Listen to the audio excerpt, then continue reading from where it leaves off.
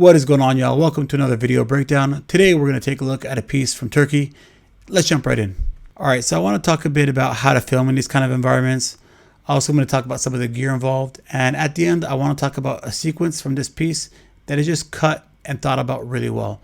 So let's start with filming in these kind of environments. So anytime you're going to cover an earthquake, there are going to be bodies, there's going to be body bags and people grieving. Even if you see a body outside of a bag, to put that in edit, it's already distressing for people who have lost family members here. And then to have on repeat, them being able to identify a family member over and over again. There's no reason to put a family through that trouble over and over again. Finding a survivor. All right, so we're going to move into this introduction of this rescue team here. And I really like the way that this team is working because they're working with equipment that's very small and easy to handle. So right here you can see this is a Rode Go 2 Pro. So super lightweight. Probably the camera they're using is a Sony a7S III. And with a set of these lapels, they can move around quickly, not having to carry a lot of weight in this disastrous environment. Okay, so they filmed a couple cutaways. And now back into our soundbite from this rescue worker here. Because we are the same family. Okay, now I want to come back to this scene at the end because I think that scene is probably the most valuable piece of information from a sequencing standpoint, so we're going to take a bit more time to focus on it. We move around to a top shot of a drone, and that's a great transition to a car shot and then to a piece of camera. So all the time when filming, they're thinking about how is this going to translate into the edit? How is this going to work well? Okay, now right here, you're going to see the same equipment. That little blue light is that Rode Go 2 Pro, which Laura had in the same interview shot over here.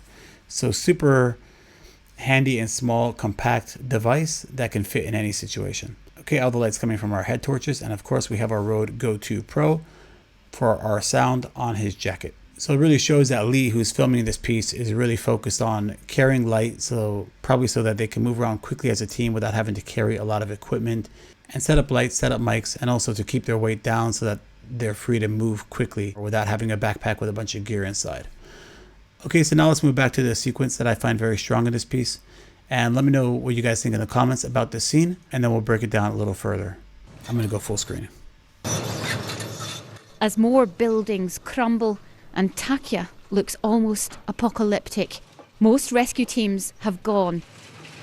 Instead, diggers claw at the shells of buildings. All right. So we're starting with two drone shots here. The first one from above and showing a middle view of the destruction, and the second one showing the immense destruction. Okay, now it is this shot that when I saw it really stood out to me. This is something that I consider when we use illusions and edit. So when I first saw this, I had to watch it a couple times to realize that this is not a drone shot. You know, we're coming out of two drone shots, so my mind is already registering a drone is going to come after. And with that movement coming from right into left and kind of parallaxing around the bend, it looks like a drone is coming around the turn. But on my third watch, I realized this is most likely a tracking shot being filmed right outside of the car. So never be afraid to take every opportunity to get shots. Even when you're in the car, try not to sit there and look at your phone or write messages. There's always something going on in these situations. It might be right outside your window. They have light coming out from the back and something in the foreground, the middle, and the background. So really it gives a 3D effect, and we're moving and using the landscape to fill our shot. Alright, so that's it for today's video. I hope you got some value out of this. If you did, please share it around, like and subscribe to the video. It helps YouTube's algorithm share this with more people, and then we can all get better as an industry together. Okay, thanks a lot. I hope you have a good day.